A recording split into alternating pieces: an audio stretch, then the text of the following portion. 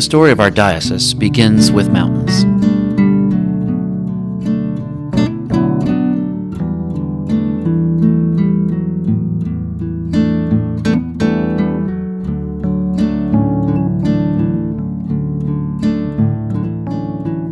For centuries before the existence of our diocese, the Appalachians stood as a testament of God's artistry. From the rolling blue peaks of the Smokies to the shimmering lakes of the Piedmont, these landscapes have been called home by an abundance of God's creatures, large and small.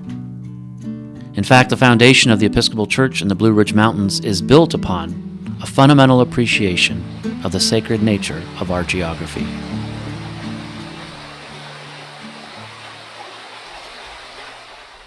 To properly tell the story of the Diocese of Western North Carolina, we must first acknowledge the people who called these mountains home long before the arrival of Christian settlers.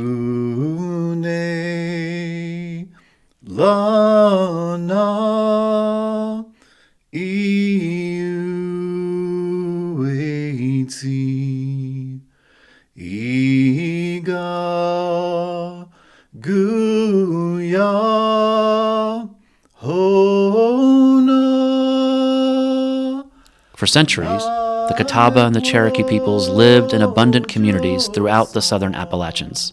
The expansion of European settlers forcibly pushed native groups out of their tribal lands, much of which is now a part of our diocese. This land holds the memory of those who came before us, and as followers of Christ, it is our duty to condemn the acts of racism and violence that took place right under our feet.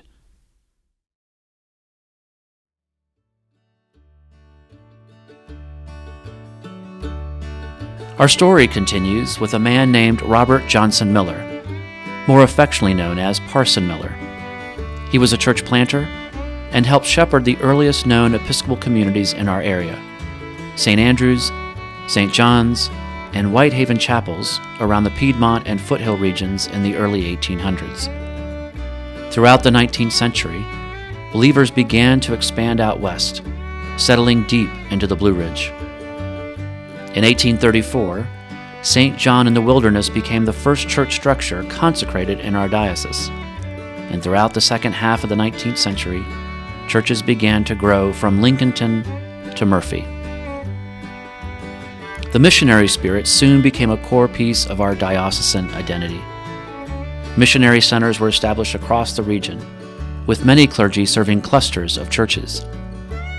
In 1887, the Reverend Stephen McDuffie was the first clergy person of color in the diocese, who served both St. Matthias Episcopal Church in Asheville and St. Stephen's Episcopal Church in Morganton.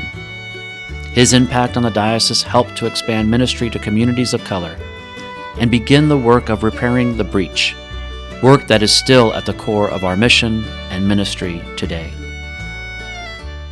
These stories all took place before the formal organization of the Diocese of Western North Carolina in 1922.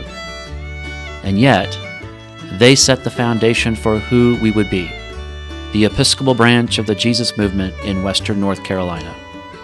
A diocese founded on the shared principles of a deep love of Jesus and a spirit of adventure and resourcefulness, all of which guide a common commitment to promote works of justice, service, hospitality, and care of creation.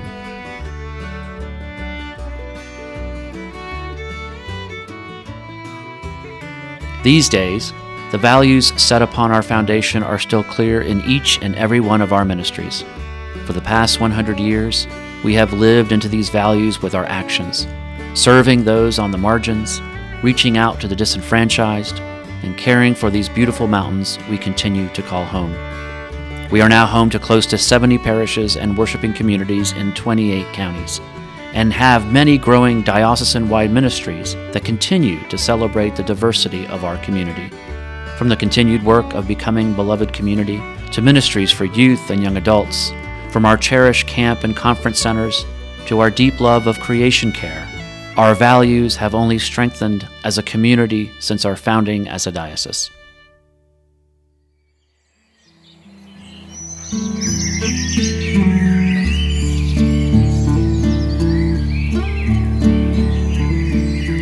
As we celebrate our centennial year by appropriately honoring and at times lamenting the stories of those who have come before us, we also turn our attention to the future and anticipate the manifold ways we can build upon the foundation of our forebears and become the beloved community of God, boldly proclaiming by word and action the loving, life-giving, and liberating love of Jesus.